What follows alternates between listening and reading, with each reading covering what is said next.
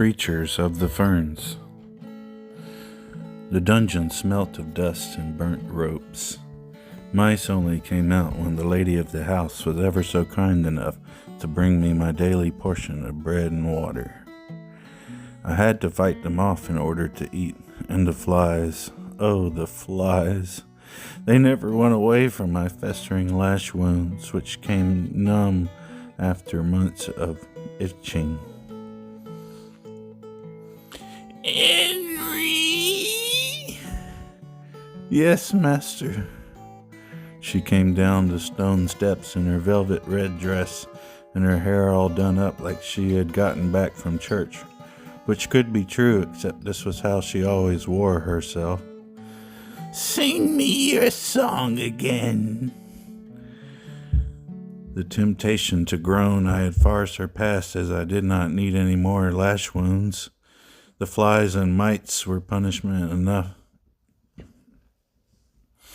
I made the mistake of letting out some breath as the master came down the steps. She interpreted it as a resentful sigh.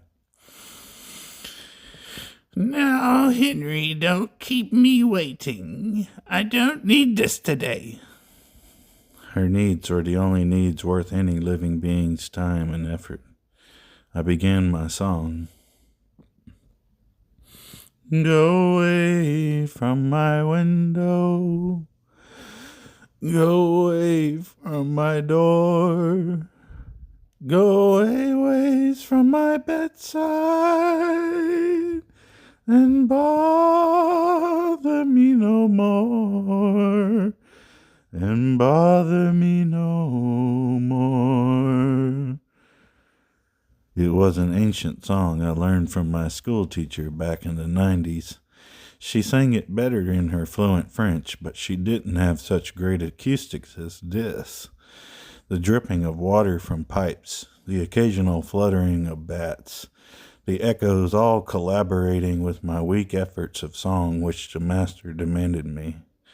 Sing, sing, Henry, sing. And so I continued. I'm telling all your brothers, I'll tell your sister too, that the reason that my heart broke is on account of you, is on account of you. I sang and sang until the master was content. She could never be satisfied, really. She knew not what happiness was. There was a time when I wanted to be here, when I longed for the master's attention. However, this was a time when I was purely driven by thoughts of riches and glamour. I thought foolishly I could court a rich old woman. I could make her happy, couldn't I? Where's the harm of such a mutually beneficial situation? She dies with a young man in her home, attending to her needs. I would die long after her, a widower and rich, able to get any beautiful woman or man I desired. However, it was not to be. I remembered that fateful day. After a few sessions with Mistress Rutledge, she had fooled me quite a bit. A sudden strength came about the 72-year-old woman. She seized me with both arms and bit my shoulder. I wasn't expecting it, so I cried out in pain. Her eyes blackened for the only time I had ever seen before. Her teeth dripping with my blood, she said, You will call me master and be my slave. I had tried my level best to escape, but her unnatural strength had overcome me. It was a strength unmatched by any human being I had ever wrestled with, and I was fairly good wrestler once. But now I waste away, ribs poking out, gut swollen with hunger, and legs unable to stand on. She wiped away a tear as she smiled mournfully and checked my chains to see if they were good and tight. I need not put up a fight, though. My weakness was more than any strength I could even fathom to possess. 4 long years. 4 long years I have suffered at her every whim. I knew I was to die soon. I knew the day neared its beautiful coming as each pain rang out in my body. Any day now I shall be released from the agony existing solely for the Master. But what will she do? She had a family, of course, but they were to move soon. I foolishly even began to feel sympathy for the old woman, even as moonlight began to shine into one crack of the dungeon wall. Morning came as I awoke to the warm milk and the cold, stale bread. I noticed the dungeon had ferns all around the wall. Some coils of metals were being installed by men who called the Master electrician, a profession I had never known. Electrification had yet to come before I was abducted by Mistress Rutledge.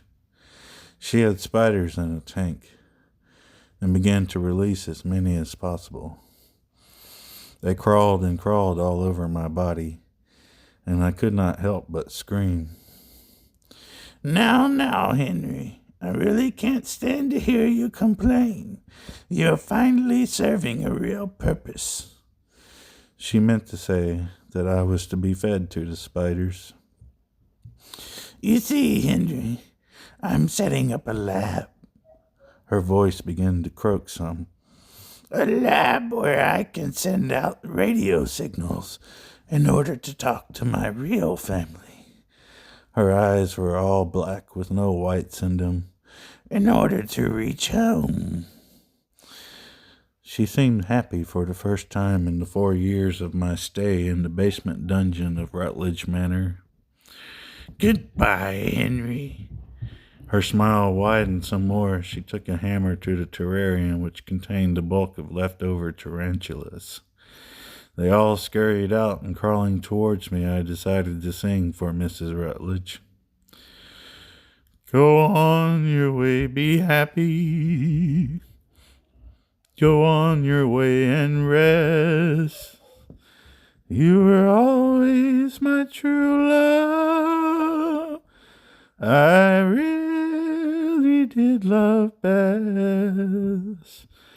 I really did love Bess. And as I was eaten alive, I saw Mrs. Rutledge begin to open some strange containers of greasy sealant.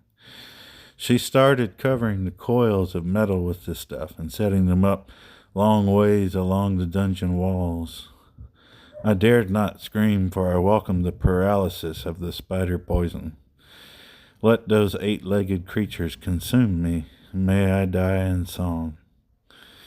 The Master was finally happy, and I was to die, and that's why, if I should give any advice beyond the grave to young gentlemen, it is simply this.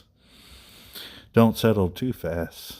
Don't chase what runs away, and be driven by matters of the heart only. Let money and love come and go as the winds and seasons of the fields.